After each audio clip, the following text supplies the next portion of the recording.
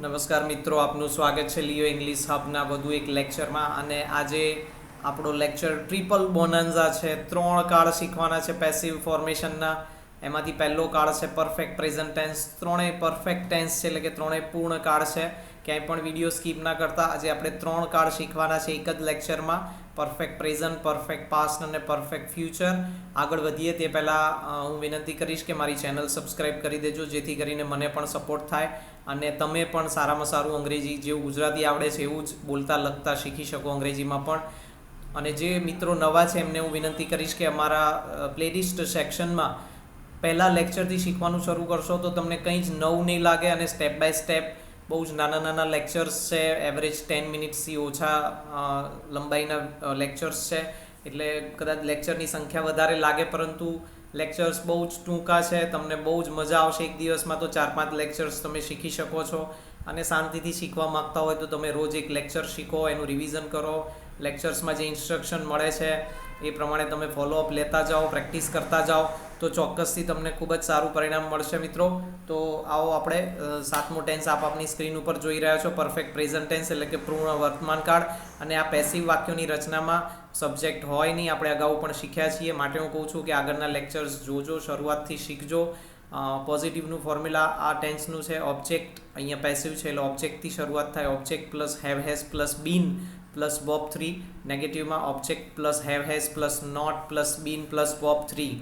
અને વર્બ 3 એટલે આપણે જાણીએ છીએ, દરેક લેક્ચરમાં આપણે જણાવીએ છીએ કે ક્રિયાપદનું ભૂતકૃદંતનું રૂપ છે વર્બ 3 એટલે.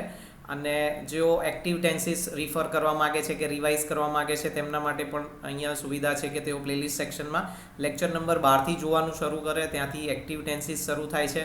અધરવાઇઝ તમે પહેલાં જ લેક્ચરથી શરૂઆત કરશો તો બહુ જ સારું રહેશે.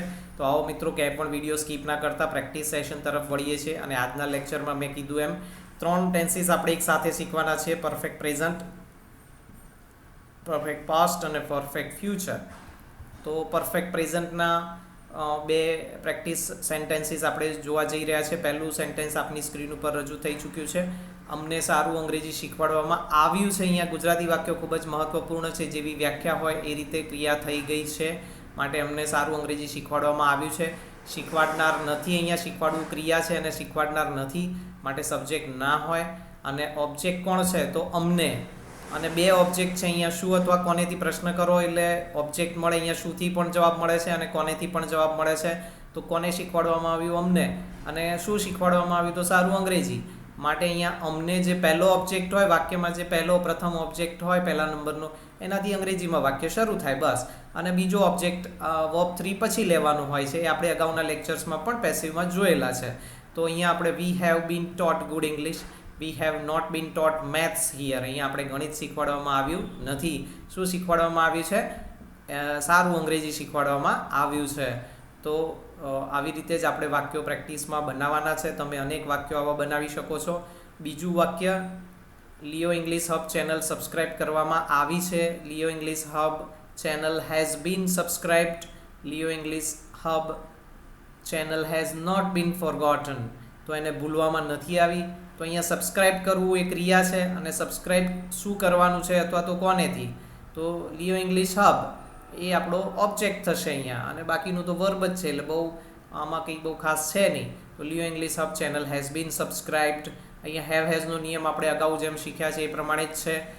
થર્ડ પર્સન સિંગ્યુલર સબ્જેક્ટ તરીકે હોય તો હેઝનો ઉપયોગ કરવાનો છે. લિયો ઇંગ્લિશ હબ એ ત્રીજો પુરુષ એકવચન છે, થર્ડ પર્સન સિંગ્યુલર છે, માટે હેઝનો ઉપયોગ કર્યો છે. હેવ હેઝનો નિયમ શીખવા માટે અગાઉના લેક્ચર્સમાં આપણે 2 વાર શીખી ગયેલા છીએ. તો તમે એ રિફર કરી શકો છો, નોટ્સ બનાવી શકો છો. Leo English hub channel has not been forgotten. એને ભૂલવામાં નથી આવી. બહુ આપણે ગ્રાફિક્સ ને એવું બધું નથી હોતું. સાદું છે, સિમ્પલ છે, પરંતુ એકદમ ક્લિયર છે, ક્રિસ્ટલ ક્લિયર. અને કન્ટેન્ટ 100% પ્યોર છે અને ખૂબ જ નવો કન્ટેન્ટ છે. ખૂબ જ મજા આવે એવો છે. તમે પ્રેક્ટિસ કરો તો 100% તમને નહીં, 200% અંગ્રેજી લખતા, બોલતા, વાંચતા જેવું ગુજરાતી આવડે છે એવું તમને આવડી શકે છે. તો બીજા ટેન્સ તરફ હવે આગળ વધીએ. તમે લખતા જજો. એવું હોય તો વિડીયો તમે પોઝ કરી શકો છો અને લેક્ચર પોઝ કરીને તમે બધી નોટ ડાઉન કરી શકો છો. આજના લેક્ચરમાં કારણ કે 3 ટેન્સ આપણે કવર કર્યા છે, માટે ઓછા પ્રેક્ટિસ સેન્ટેન્સીસ આપવામાં આવ્યા છે. તો તમે એ પ્રમાણે પ્રેક્ટિસ ઘરે કરી શકો. તો બીજો ટેન્સ હવે સ્ક્રીન ઉપર રજૂ થઈ રહ્યો છે. 8 નંબરનો ટેન્સ પરફેક્ટ પાસ્ટ ટેન્સ એટલે કે પૂર્ણ ભૂતકાળ.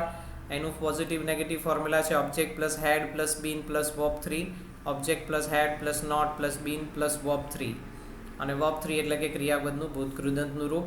અને તરત જ આપણે આગળ વધીએ છીએ પ્રેક્ટિસ સેન્ટેન્સીસ તરફ. તો અહીંયા હેડનો જ ઉપયોગ કરવાનો છે. ટુ બીનું રૂપ હેડ જ ખાલી એડ કરવાનું છે. હેવ હેઝ એવા બે ઓપ્શન નથી, માટે સિમ્પલ છે આપણું કામ. હવે તો પ્રેક્ટિસ સેશન તરફ આપણે આગળ વધીએ. સૌ પ્રથમ કાળ શીખવાડવામાં આવ્યા હતા આપણી ચેનલ ઉપર એમ. તો the tenses had been taught first of all, the tenses had not been taught lately. Lately એટલે પછીથી નથી શીખવાડવામાં આવે. આપણો પહેલો જ ટોપિક ટેન્સથી શરૂઆત કરી છે. તો સૌ પ્રથમ એટલે ફર્સ્ટ ઓફ ઓલ, અને ટેન્સીસ એ આપણો ઓબ્જેક્ટ છે. કાળ એ આપણો ઓબ્જેક્ટ છે. શીખવાડવું ક્રિયા છે, તો શીખવાડવાનું શું છે? તો કાળ, અને માટે ઇંગ્લિશમાં એનાથી શરૂ થયું છે. તો આવી રીતે આપણે પોઝિટિવ નેગેટિવ વાક્યોને ક્લબ પણ કરી શકીએ છીએ અને આપણું કોમ્યુનિકેશન ઇફેક્ટિવ બનાવી શકીએ છીએ. કાળ સમજાવતી વખતે ઉદાહરણ આપવામાં આવ્યા હતા. તો અહીંયા વખતે વાળું એક એક્ઝામ્પલ છે, વાઇલનો એમાં ઉપયોગ કરવાનો છે. Examples had been given while explaining tenses. Excuses, અહીંયા એક્ઝામ્પલ્સને બદલીને આપણે નેગેટિવમાં એક્સક્યુઝીસ એટલે બહાના. Excuses had not been given while explaining tenses. કોઈ જ બહાના નહીં, આ તો આવું જ હોય, આ તો આમ જ યાદ રાખવાનું, કોઈ શોર્ટકટ નહીં, એવું કશું જ આપણે બતાવવામાં આવ્યું ન હતું. રાઈટ, એકદમ સરસ સમજાવીને while explaining tenses examples had been given. તો એક્ઝામ્પલ આપણો ઓબ્જેક્ટ છે, ઉદાહરણ, અને એનાથી વાક્ય શરૂ થયું છે. અહીંયા ડબલ વાઇલવાળું છે. વાઇલવાળો જે વર્બ છે સમજાવવું, અને એનો ઓબ્જેક્ટ કાળ છે, પરંતુ એને પાછળ લીધેલું છે આપણે. હંમેશા જે પ્રિન્સિપલ વર્બ હોય એ જ આપણે પહેલાં લઈએ છીએ.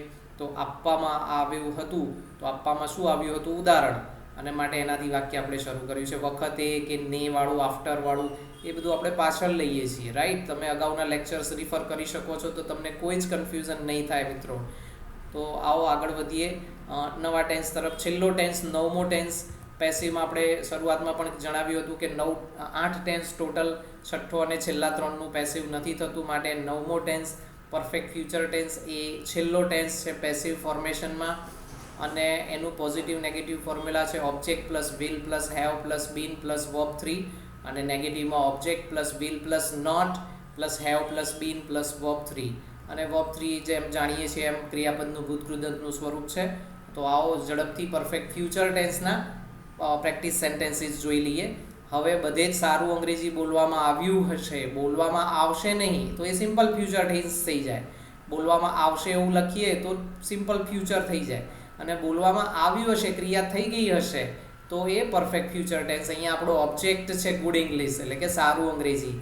બોલવામાં શું આવ્યું હશે? સારું અંગ્રેજી, માટે ઇંગ્લિશમાં એનાથી શરૂઆત થઈ છે. અને નેગેટિવમાં, કારણ કે પોઝિટિવનો અર્થ આપણે બદલવો નથી, એટલે નેગેટિવમાં ગુડ ઇંગ્લિશની જગ્યાએ પુઅર ઇંગ્લિશ. પુઅર ઇંગ્લિશ એટલે ખરાબ. રાઈટ, તો પોઝિટિવ વાક્ય તમે સ્ક્રીન ઉપર જોઈ શકો છો. Good English will have been spoken everywhere now. Poor English will not have been spoken now onwards. Now onwards એટલે હવેથી. તો હવેથી ખરાબ અંગ્રેજી બોલવામાં નહીં આવ્યું હોય, સારું અંગ્રેજી બોલવામાં આવ્યું હશે. રાઈટ મિત્રો. બીજું એક્ઝામ્પલ, મિત્રોને અહીંયા સારું અંગ્રેજી શીખવાનું કહેવામાં આવ્યું હશે. તો અહીંયા ઓબ્જેક્ટ કહેવાની ક્રિયા છે, પ્રિન્સિપલ વર્બ એ છે. તો કોણ કહેવાનું? કોને છે? મિત્રોને. તો એ આપણો ઓબ્જેક્ટ છે. તો friends will have been told to learn. અહીંયા બે ક્રિયાપદ છે. ટોલ્ડ એટલે કહેવું, આસ્ક પણ ચાલે. Told to learn good English here એટલે આપણી લિયો ઇંગ્લિશ હબ ચેનલ ઉપર. Friends will not have been told to waste time. મિત્રોને સમય બરબાદ કરવાનું કહેવામાં નહીં આવ્યું હોય. તો મિત્રો આવી રીતે 3 ટેન્સ આજે આપણે શીખ્યા છે, ખૂબ જ મહત્વપૂર્ણ. અને નવમો ટેન્સ છેલ્લો ટેન્સ હતો. ટોટલ 8 ટેન્સ થયા. ક્રમ પ્રમાણે આપણે 9 નંબર આપ્યા છે. અધરવાઇઝ છઠ્ઠો ટેન્સ આપણે પેસિવમાં કવર નથી કર્યો, અને છેલ્લા 3નું પેસિવ ના થાય, માટે 8 ટેન્સ ટોટલ આપણે શીખ્યા છીએ. ક્રમ પ્રમાણે છેલ્લો ટેન્સ 9મો નંબર આપ્યો છે. અધરવાઇઝ 8 જ ટેન્સ આપણે શીખ્યા છીએ. તો આશા રાખું છું મિત્રો કે તમને અમારો આજનો લેક્ચર ખૂબ જ ગમ્યો હશે. તો અમારા લેક્ચરને લાઈક કરવાનું ના ભૂલતા, અને અમારી ચેનલને સબસ્ક્રાઈબ કરીને તમારા મિત્રો અને પરિવારના સભ્યોને શેર કરજો, જેથી કરીને એ લોકોને પણ સારું અંગ્રેજી શીખવાનો મોકો મળે.